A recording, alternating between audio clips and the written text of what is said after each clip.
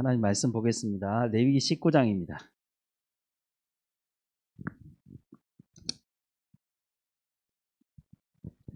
레위기 19장 17절과 18절 우리 먼저 보도록 하겠습니다. 다 찾으셨나요? 레위기 19장 17절부터 18절 말씀 우리 한 목소리로 같이 읽겠습니다. 시작. 너는 내 형제를 마음으로 미워하지 말며 내 이웃을 반드시 견책하라. 그러면 내가 그에 대하여 죄를 담당하지 아니하리라.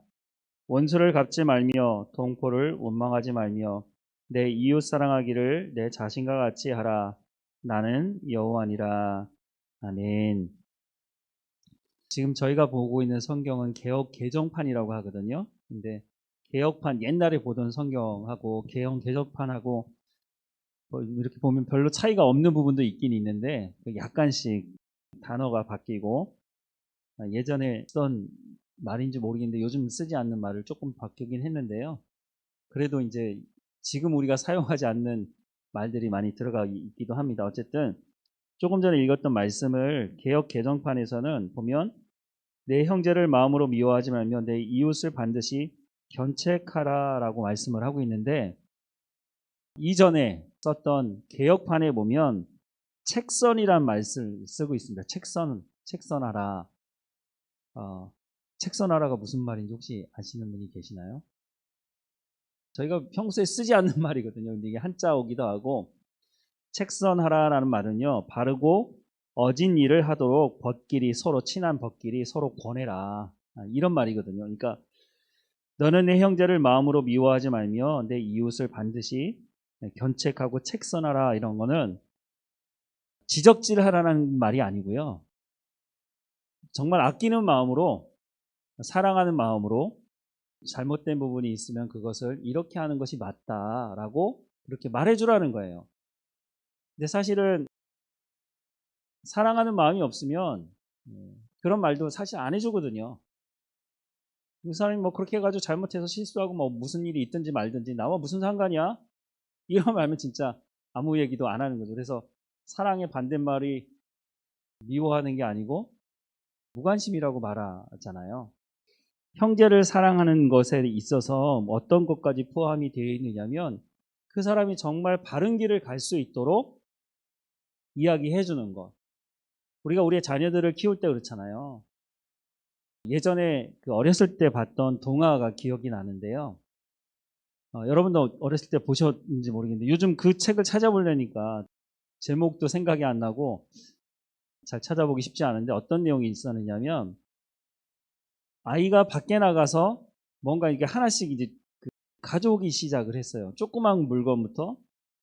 그걸 떨어져 있는 것을 주워온 것이 아니고 훔쳐오기 시작하는 거죠. 아주 작은 것부터, 우리나라 옛말에도 바늘도둑이 소도둑 된다는 말이 있는 것처럼 그 동화에 나오는 아이가 밖에 나가서 하나하나 훔쳐오는데 엄마가 그것에 대해서 아무런 얘기를 안 하는 거예요. 그리고 야, 너 이거 어디서 구해왔냐? 너 잘했다. 이런 얘기를 해주니까 이 아이가 점점 성장하면서 훔쳐오는 그 물건의 크기도 점점 더 커지는 거죠. 이게 살림의 보탬이 됐는지 모르겠지만, 그래서 이 아이가 뭐까지 훔쳐왔느냐면 소까지 훔쳐온 거예요. 이제 너무 큰 걸 훔쳐오다 보니까 이제 걸리게 된 거죠. 그래서 이 아이가 잡혀갈 때 이 아이가 엄마를 불러요. 엄마 이쪽으로 오라고. 그래서 혹시 뭐 훔쳐놓은 걸 숨겨놓은 거 있나? 이렇게 가서 들으려고 했는지 모르겠는데 귓속말로 이렇게 귀를 딱 입에다 대니까 그 아이가, 이제 청년이 된 그 아이가 엄마의 귀로 꽉 깨물면서 내가 이렇게 될 때까지 왜 나한테 이게 잘못됐다는 것을 왜 가르쳐주지 않았냐. 어렸을 때 봤던 동화가 아직도 생각이 나는데요. 그건 사랑하는 것이 아니죠. 진정 사랑한다면, 왜냐하면 사람이 사람의 도리를 하며 살아가야 되는데 그러지 못한 것에 대해서 그렇게 하면 안 된다고 하는 것을 어렸을 때부터 사실 가르쳐야 하는 것이죠. 남의 것을 탐하고 남의 것을 도둑질하는 것은, 그것은 사람이 살아가는 사회에서 해서는 안 되는 것이잖아요. 법도 그것을 막고 있고, 그것을 하게 되면 다른 사람이 피해를 주면 결국은 어떻게 해요? 경찰에게 붙잡혀가서 재판을 받고 심지어는 이제 감옥에 갇히는 일까지 벌어지게 되잖아요. 우리 이웃 중에 정말 내가 사랑한다면 그렇게 잘못돼가는 사람이 있을 때 그것에 대해서 사랑하는 마음으로 이야기해 줄 수 있어야 한다는 거예요. 내 자녀에게도 그렇게 가르치는 것처럼 내 자녀를 내가 사랑하지 않으면 내가 굳이 그런 얘기를 뭐하러 해요. 근데 사실 이런 이야기들은 대체적으로 다른 사람이 듣기에 꺼려하는 마음이 있을 수 있어요. 그 사람이 그것을 알고 행했든지 아니면 고의로 행했든지 아니면 모르고 행했든지 그것이 잘못된 것을 분명히 알면 다시는 그 일을 반복하지 않도록 이야기를 해줘야 되는 것인데, 근데 우리가 살다 보면 그런 일을 보고도 그냥 넘어가는 경우가 있어요. 어떤 경우가 있죠? 내가 그 사람하고 무관하지 않은데도 불구하고 그냥 넘어가는 경우가 있는데, 아주 중요한 이유 중에 하나가 뭐냐면 내 말을 듣지 않는 거예요. 그리고 내가 이 말을 꺼냈을 때 저 사람이 그 말을 받아줄 수 있는 실력이 없으면 그러면 관계가 깨질 수도 있거든요. 그러니까 참 이런 부분에서 지혜로울 필요가 있는데 쉽지 않은 부분이죠, 사실은. 현대사회가 더 자기 중심적이고 내가 내 마음대로 한다는데 무슨 상관이야. 이게 완전히 이제는 사회 전반적인 분위기가 돼버렸잖아요. 내가 내 자녀에게도 함부로 얘기 못하는 상황이 되어버렸고, 학교에서도 더더욱이 그렇죠. 조금 있다가 또 그 부분이 나오니까 그걸 말씀을 드리겠고요. 어쨌든 내 이웃을 사랑하라고 말하는 부분에 있어서 잘못된 길을 가고 있을 때 그 길이 그게 아닙니다 라고 말할 수 있어야 되고, 또한 우리가 또 그럴 수 있잖아요. 나는 모르고 이게 맞는다고 생각하고 갔는데 이 길이 아니라고 말해주네. 아, 이거 내가 잘못했구나 라고 하는 것을 들을 수 있는 자세도 있어야 돼요. 우리가 성경의 말씀을 보면 이스라엘 백성들의 이제 구약 같은 경우는 특별히 이스라엘 백성들의 역사를 기록을 하고 있거든요. 근데 이스라엘 백성들의 역사라고 하는 것이 계속해서 잘못하는 거잖아요. 잘못된 길을 가고 우상을 숭배하고 불순종하고 계속해서 끊임없이 그런 일을 하니까 하나님은 이 백성들을 사랑하셔서 하나님의 백성 삼으시고 구원의 언약을 이루어주고 계시는데 자꾸 엇나가는 길을 가게 되면 하나님이 어떻게 하셔야 될까요? 야, 너 잘한다. 그 길을 계속 가라. 그런 얘기를 하실 수는 없잖아요. 그러니까 말씀을 보면 신약도 말씀도 그렇지만 하나님의 말씀의 대부분이 나는 너무너무 위로받고 싶고 너무 좋은 말만 듣고 싶고 잘되고 복되는 말을 너무 듣고 싶은데 하나님의 말씀의 대부분이 회개하라는 거, 잘못된 것에 대한 지적하는 거, 이런 게 너무 많은 거예요. 그런데 이스라엘 백성들이 그걸 받아들이고 그것에 대해서 회개하고 돌이키면 하나님 더 이상 그런 얘기를 하실 필요가 없잖아요. 하나님께서 왜 예수님을 이 땅에 보내주셨어요? 하나님이 우리가 친밀한 교제를 하기 위해서 예수님을 보내주신 거거든요. 그래서 하나님의 말씀을 받아들이고 예수님을 받아들이고 하나님 말씀에 순종하면 하나님과 더 친밀한 교회도 기쁨 가운데로 나갈 수 있는데, 그러지 않고 계속해서 내 뜻대로 하려고 그러고 내 마음대로 하려고 하고 이스라엘 백성들처럼 반복해서 죄를 짓는 가운데 있으니까, 그러면 결국 하나님과의 관계가 멀어지고 끊어지게 되고 관계를 맺을 수가 없으니까 하나님께서 뭐라고 말씀하셨겠어요? 물론 하나님 기다리시는 부분도 있지만 끊임없이 우리 가운데 말씀하는 건 돌이키라는 거잖아요. 회개하고 돌이켜라. 내가 너를 너무너무 사랑한다는 표현들을 여러 가지로 하시지만 우리가 이웃과의 관계에 있어서도 내가 그 사람에게 무엇인가 이야기해 줄 수 있는 그런, 내가 무슨 자격이 있거나 무슨 내가 뭐 위치가 높아서 그 사람을 뭐 이렇게 다스리고 이래서 해준다기보다는, 근데 반대 입장에서 내가 그 이야기를 들게 되는 상황이 있었을 때 그럼 과연 나는 그 사람이 이야기해주는 말을 듣겠느냐는 거예요. 나는 들을 마음이 없는데 나는 다른 사람에게 이렇게 해라 저렇게 해라고만 얘기한다면 그건 뭔가 올바른 관계가 될 수가 없는 것이죠. 내가 성장할 수가 없는 거예요, 사실은. 왜 성경에서 자꾸 하나님께서 하나님의 말씀을 들으라고 말씀하실까요?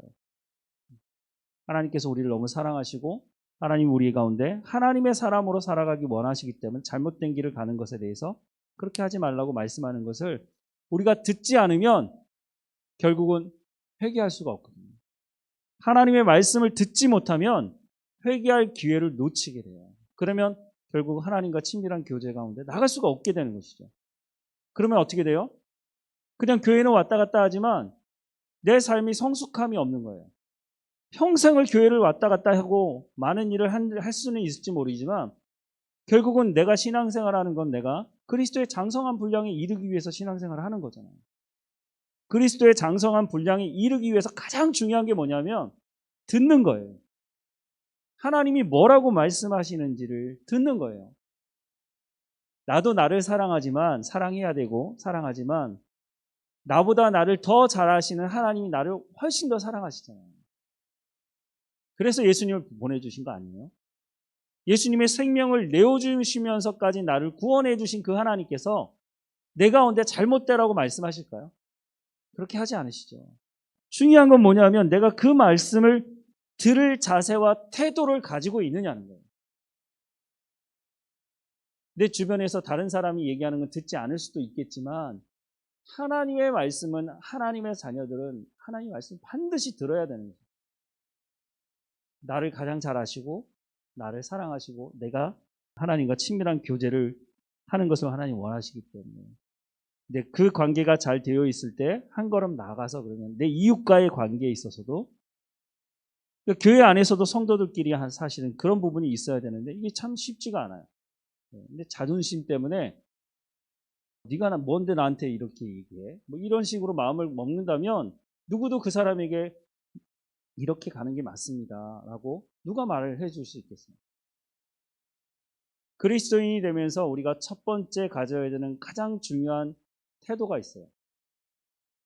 그게 뭐냐면 겸손한 거예요. 두 번째 가장 중요한 또 태도가 있어요. 겸손한 거예요. 세 번째 또 겸손한 거예요. 근데 사실은요, 예수 믿겠다고 하는 그 첫 발걸음을 떼는 것 자체가 나는 그렇게 살아가겠습니다라고 우리가 세례받을 때도 그렇게 고백한 거 아니에요? 내가 그리스도와 함께 십자가에 못 박혔느니 뭐 아무리 암송하고 아무리 노래하면 뭐예요? 예수 그리스도를 내가 영접했다고 하는 것은 거기에 뭐가 포함이 됐어요? 나는 죽고 내 안에 그리스도께서 이제 살아계십니다. 나는 내 생각과 내 주장과 내가 뜻대로 살아온 길은 허물과 죄로 죽었던 본질상 진노의 자녀로서의 삶을 사는 길이었기 때문에 이제는 그것을 포기하고 내가 죽고 내 안에 예수 그리스도께서 인도하시는 그 길을 따라가겠습니다. 라고 하는 것이 신앙의 고백이잖아요. 그것이 우리의 삶의 신앙의 첫 발걸음을 떼면서부터 시작한 거거든요, 사실은. 그런데 사탄이 계속해서 우리를 속인단 말이죠. 야, 너 무슨 소리야? 네 주장도 없어? 네 생각도 없어? 네 뜻대로 해. 네가 하고 싶은 대로 해. 자꾸 말한단 말이죠. 근데 이전에 그렇게 살던 우리의 습관이 있기 때문에 그게 더 맞는 것 같다는 생각이 들어요. 왜냐하면 하나님의 말씀대로 내가 진정 하나님의 말씀대로 따라 살아가는 삶을 오랫동안 지속해보지 못했기 때문에 하나님 말씀대로 살아가는 게 익숙한 게 아니라 내 뜻대로 내 마음대로 내가 하고 싶은 대로 살았던 게 훨씬 더 익숙하거든요. 분명히 내가 예수 그리스도를 나의 구주로 영접했다고 내 입으로 차원함으로 고백했는데도 불구하고 하나님 말씀대로 살아가는 삶이 익숙하지 않다 보니까 사탄이 와가지고 야 이거 무슨 소리야 너 이거 좋아하잖아 한 번만 눈 감어. 왜냐하면 그 전에 그런 삶을 살아봤기 때문에 그게 더 익숙하니까 그래 한 번만 해보자. 편한 대로 살지 뭐. 그렇게 되다 보니까 하나님 말씀을 듣지 못하게 되는 것이죠. 근데 여기서 한 단계 더 나가면은요, 이제 하나님 말씀을 안 듣는 게 아니라 하나님의 말씀을 가지고 이걸 내 마음대로 붙였다, 오렸다, 내 마음대로 그렇게 하는 일까지 벌어져요. 그러니까 내가 듣고 싶은 말만 듣는 거죠. 분명히 하나님의 말씀이 선포되고 하나님의 말씀을 듣는 자는 있는데도 앞뒤 다 잘라먹고 내가 듣고 싶은 그 말만 딱 취하는 거예요. 근데 이게 성경에 나오잖아요. 디모데 말씀에 말세가 되면 사람들이 자기의 귀를 즐겁게 하는 스승을 찾아다닌다고. 우리가 혹시나 하나님 말씀에 원래 그 말씀대로 들으려고 하지 않고 하나님께서 책망하는 말씀 너무 듣기 싫어. 진짜인지 아닌지 모르겠지만 예전에 한번 제가 말씀드렸지만 제가 강남에 가서 무슨 설교할 일이 있을지 모르겠어요. 강남 가서 설교하지 말아야 될 주제가 있다고 얘기할 정도예요. 진짜는 아니라고 생각이 들지만 십자가에 대해서 얘기하지 말아라. 죄인이라고 말하지 말아라. 근데 실제적으로 미국의 대형 교회들 중에 보면 그런 교회들이 있어요. 죄인이란 말을 하지 않아요. 십자가에 대해서도 말하지 않아요. 그리고 무슨 얘기를 하느냐. 하나님은 여러분들이 고통당하는 걸 원하지 않으신다. 하나님은 여러분들이 기뻐하고 행복해하는 걸 원하신다. 들어보면 맞는 것 같기도 한데 그러면서 십자가에 대해서 얘기하지 않고 고난에 대해서 얘기하지 않아요. 근데 그렇게 말해준다고 해서 여러분은 하나님께서 여러분에게 행복하길 원하신다. 그래서 여러분이 괴로워하는 걸 하나님 허락하지 않으신다. 라고 말해준다고 우리의 삶에 고난이 없습니다. 근데 우리는 그 말을 듣고 싶어 하거든요. 근데 우리의 삶에는 여전히 어떤 게 있어요? 고난이 있어요. 문제가 있어요. 근데 성경을 보시란 말이죠. 성경에 나오는 믿음의 사람들이 그러면 정말 인생 아무런 일도 없고 온실에서 화초가 크는 것처럼 그렇게 자라간 사람이 있습니까? 단 한 사람이라도 있으면 저한테 알려주세요. 하나님이 말씀하시는 믿음의 사람 중에 단 한 사람도 그렇게 걸어간 사람이 아무도 없어요. 심지어는 욥 같은 사람은 하나님 앞에 그렇게 충성스러운 사람이었음에도 불구하고 그 사람에게 닥친 고난은 어떤 고난이었어요?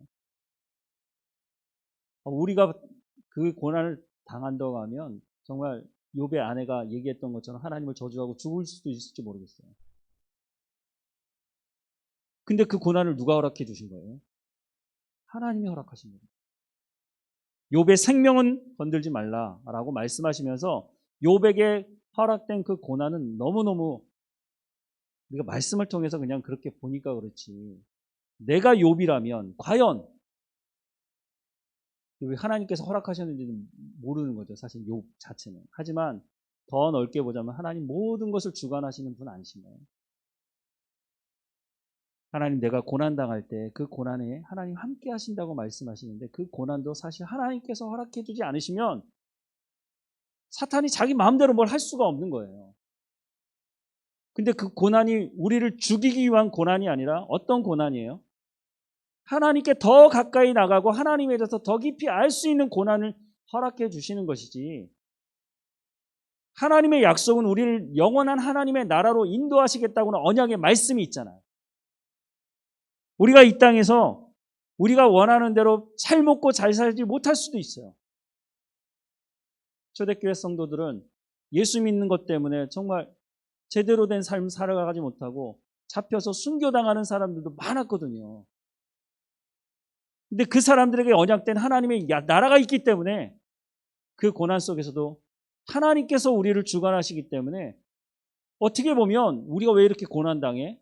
그 그리스도인들끼리 연합해서 로마에 대항할 수도 있잖아요. 그 당시에 칼을 들고 나가고 창을 들고 나가서 우리의 신앙을 지키기 위해서 싸울 수도 있었던 거죠. 근데 그렇게 하지 않거든요. 그런 것을 주장하는 사람들도 있지만 하여튼 그때는 그렇게 하지 않았어요. 그 고난을 다 수용했단 말이죠. 하나님께서 말씀하는 것이 받아들였거든요. 그리고 그 믿음을 지키고 죽음 앞에서도 떨고 두려워하지 않고 그런 믿음의 사람들이 한 걸음 한 걸음 나아갔을 때 노마가 하나님께 무릎을 꿇는 일이 일어나게 되는 것이죠. 어쨌든 이 모든 시작이 들을 수 있느냐는 거예요.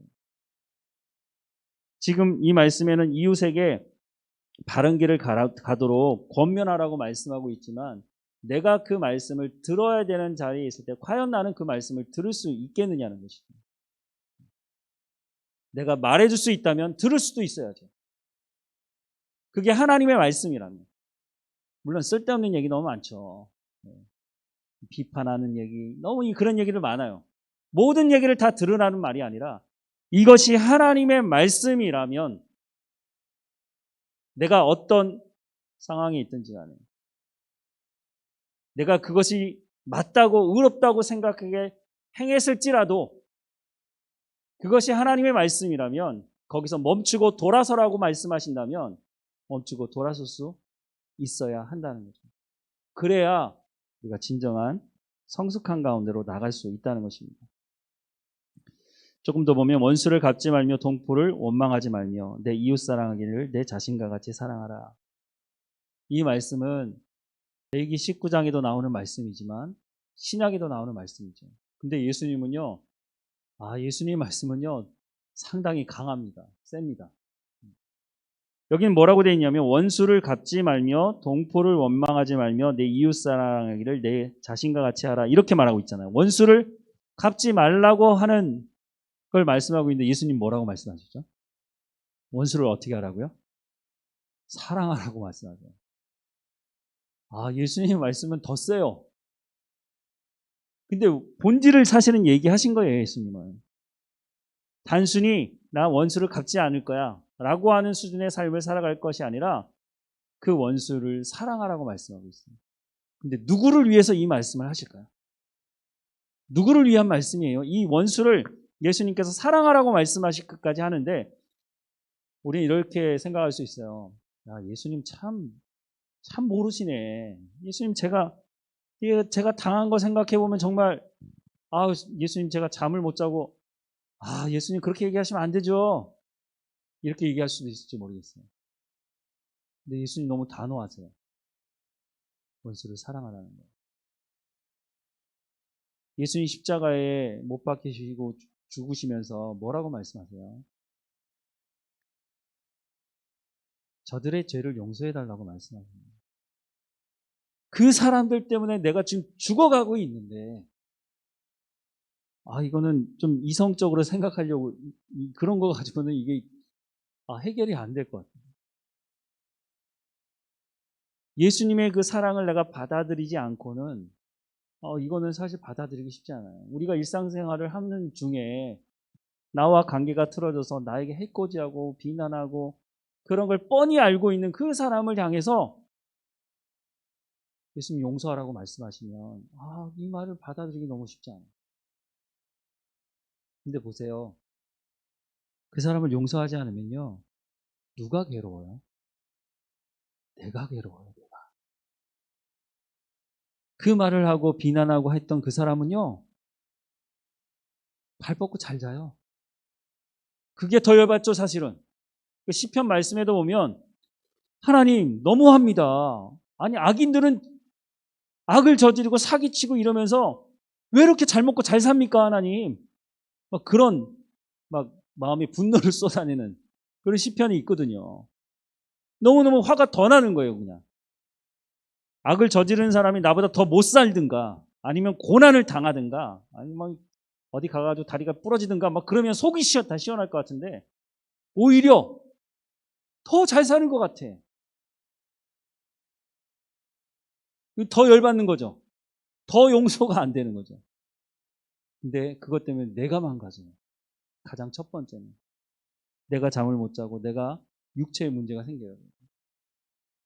하나님 날 사랑하시기 때문에 하나님께 맡기라는 거예요 그냥.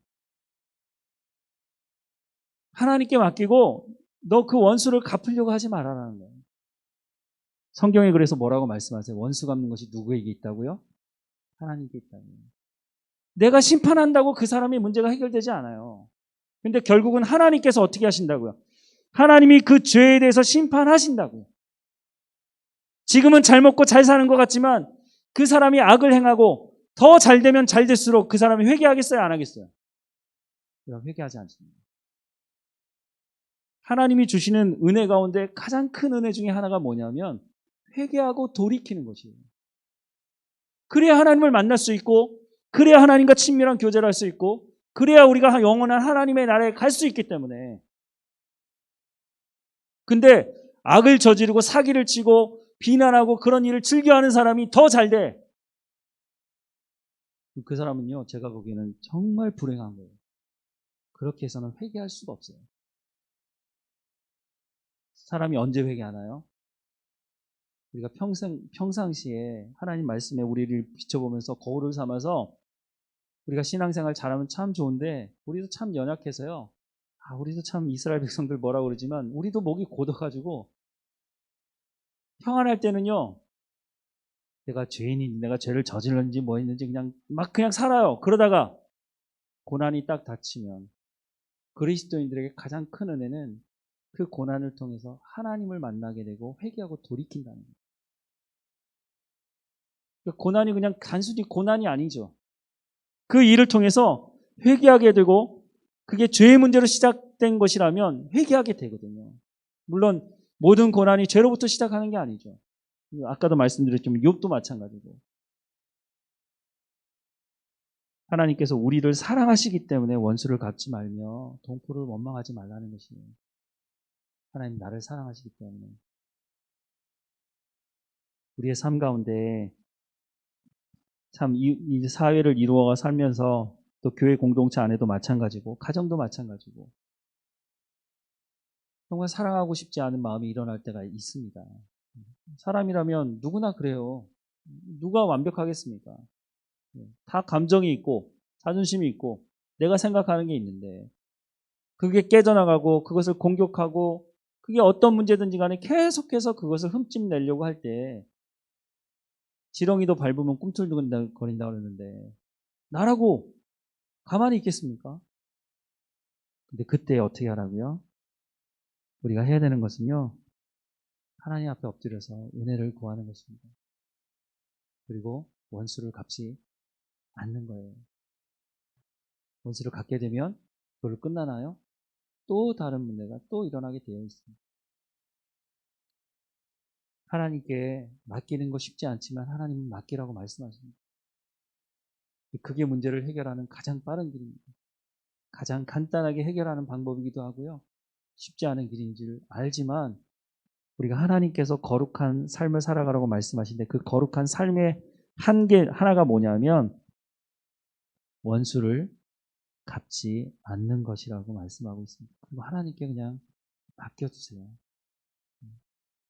하나님이 해결하실 것입니다. 그래서 짧은 말씀이지만 이 말씀이 구약시대의 말씀뿐만 아니라 신약 시대를 살아가는 우리 가운데도 동일하게 우리 가운데 말씀하시는 이 말씀을 우리가 마음에 새기고 우리 주변을 돌아보면서 내가 할 수 있는 것들을 흘려보내고 내가 이만큼 줬으니까 너 이만큼 나한테 줘야 돼. 그런 생각하지 말고 그러려면 차라리 흘려보내지 마세요. 자연스럽게 흘려보내고 하나님께서 내게 주신 것들 그것들을 나를 위해서도 하나님 주셨지만 그것을 심어야 될 곳에 심으면서 흘려보내는 것. 시간을 내주고 그 사람과 함께 있어주고 때로는 이야기를 들어주고 정말로 하나님의 사랑하는 마음으로 하나님께서 내 가운데 주신 말씀이 있으면 그때 그 말씀을 나누고 그 사람이 들으면 더 좋겠지만 그렇지 않더라도 해야 될 하나님이 정말로 우리 가운데 마음을 주신다면 해야 될 때 또 해야 되겠죠. 선지자들이 하나님 말씀을 전할 때마다 그 선지자의 말을 환영하고 받아들이는 경우가 거의 없었어요. 남유다에서 활동하던 아모스라는 선지자가 북이스라엘에 가서 하나님 말씀을 전하는데 죄다 다 뭐냐면 회개하고 돌이키라는 말이에요. 왜냐하면 이제 곧 나라가 망하게 생겼거든요. 아모스가 뭐라고까지 얘기하냐면 북이스라엘이 얼마나 타락했는지 근데 그 시대가 얼마나 잘 먹고 잘 살았는 시대였는지 몰라요. 여로보암 2세라고 하는 시대 그 왕이 있을 때 시대였는데요. 너무너무 경제적으로 융성하게 일어났고 땅도 넓어지고 그런 어떻게 보면 경제적으로는 최고의 시대를 살아가고 있는 그 시대에 빈부격차가 엄청나게 커서 부자들은 가난한 사람들의 머리에 티끌까지 탐했다고 말씀하고 있거든요. 남유다에서 북이스라엘까지 와가지고 그 말씀을 회개하고 돌이키라고 말하니 가진 사람들이 반겨하지 않는 거죠. 야, 너 남유다 사람이 왜 북이스라엘에서 까불어? 너 내려가. 그렇게 얘기하거든요. 어떤 선지자가 하나님 말씀을 전했을 때 백성들이 그것을 받아들이고 그래요 우리가 잘못했습니다. 회개하고 돌이키는 경우는 참 드뭅니다. 쉽지 않습니다. 하나님의 말씀을 가지고 서로 견책하는 것 이런 길이 바른 길이야 라고 얘기해 주는 것 환영받지 못할 이야기의 가능성이 높습니다. 야, 네가 뭐 잘났어? 너나 똑바로 살아.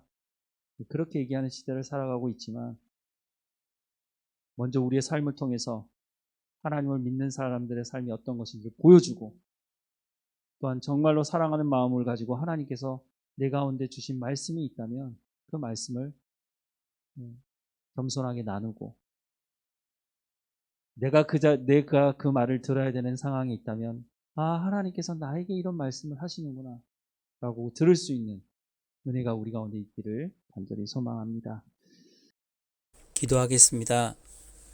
사랑하는 하나님, 오늘도 우리에게 말씀해 주셔서 감사합니다.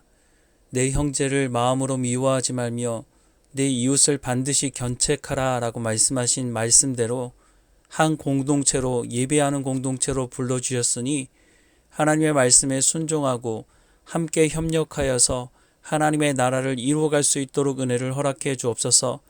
들을 귀를 허락해 주셔서 내 죄에 대해서 말씀하시는 그 말씀을 마음에 새길 수 있도록, 또한 한 형제가 함께 하나님의 나라를 이루어갈 수 있도록 죄 가운데 빠져들지 않도록 서로 격려하며 위로하며 하나님의 말씀을 전함으로 하나님의 나라를 함께 이루어갈 수 있도록 은혜를 허락해 주옵소서.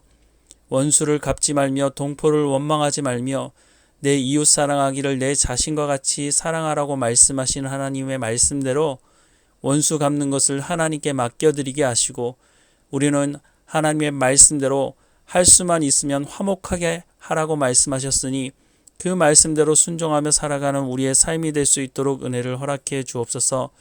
사랑하는 하나님, 하나님의 말씀을 따라 순종할 수 있도록 우리 가운데 성령의 충만함으로 내 힘과 내 능력과 내 의지로는 감당할 수 없사오니 성령께서 우리를 주관하시고 말할 수 없는 탄식함으로 우리를 주님께 인도해 주시며 진리의 말씀 가운데로 인도하셔서 하나님과 동행하며 살아가는 우리의 삶이 될 수 있도록 인도해 주옵소서. 늘 우리와 함께 하시는 하나님께 감사드리고 예수님의 이름으로 기도합니다. 아멘.